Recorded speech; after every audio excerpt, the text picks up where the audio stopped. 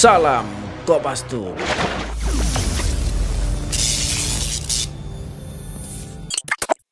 Halo Sobat Kopastus, datang lagi berita tentang adanya wacana pemilu 2024 akan ditunda. Namun, wacana ini pun mendapatkan tanggapan yang berbeda-beda. Yang pertama ada dari Ketua Umum PKB Muhaimin. 2024 kita terus melaksanakan persiapan untuk bersama-sama dalam menyongsong pemilu 2024. Untuk bagaimana agar momentum pertumbuhan ekonomi yang membaik ini tidak terganggu. Sehingga kita menggunakan momentum ini tidak diganggu oleh pemilu, tetapi semua bergantung kepada Presiden dan partai-partai. Adapun Ketua Umum PAN Zulkifli Hasan mendukung pemilu 2024 ditunda. PAN sangat apresiasi tingginya kepuasan terhadap Presiden. Survei menunjukkan kepuasan terhadap kinerja pemerintah, khususnya Pak Jokowi ya, Pak Jokowi ini. Itu tinggi sekali. Oleh karenanya berbagai pertimbangan itu ya, dan juga masukan-masukan dari masyarakat, berbagai kalangan, kami memutuskan setuju pemilu diundur. Untuk Partai Golkar belum menentukan sikapnya. Ini dia penjelasan dari Sekjen Partai Golkar. Kalau mereka saya tidak sampaikan, oh kalau gitu tahun 2024 kan nggak ada pilpres, nggak ada pileg, ya itu udah kita hentikan aja. Nah itu saya tidak mau seperti itu. Itu saya bilang kita fokus kepada target yang sudah diamanatkan Munas.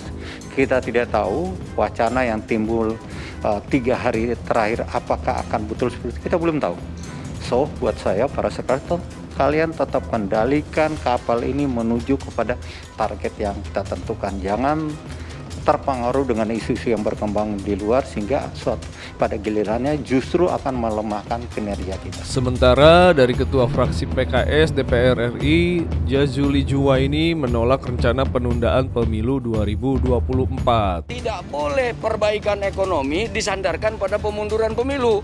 Dimundur atau tidak dimundur, itu kewajiban pemerintah untuk memperbaiki ekonomi rakyat. Itu sebabnya PKS tidak setuju dengan pemindahan ibu kota. Rakyat lagi ekonominya terpuruk, membangun ibu kota itu cukup mahal. Kenapa itu? Jadi ada kontradiktif. Di satu sisi dia setuju pindah ibu kota, di satu sisi setuju ditunda pemilu gara-gara ekonomi rakyat yang terpuruk. Jadi penyelesaiannya tuh nggak sinkron. Dari Partai Gerindra, Ahmad Muzani mengatakan bahwa Gerindra tetap fokus pada pelaksanaan pemilu 2024. Saya diceritai banyak kawan, tapi saya belum membaca detail itu. Saya sedang mengecek persiapan kawan-kawan kalau Prabowo maju menjadi calon presiden bagaimana. Jadi fokusnya masih tetap 2024 Pak ya? Gerindra fokusnya tahun 2024. Kalau sikap Gerindra sendiri terkait penundaan ini gimana Pak?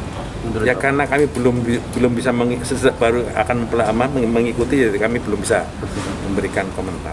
Sementara dari pengamat politik Universitas Airlangga, Sukowidodo mengatakan penundaan pemilu bisa menimbulkan kekacauan dalam sistem demokrasi.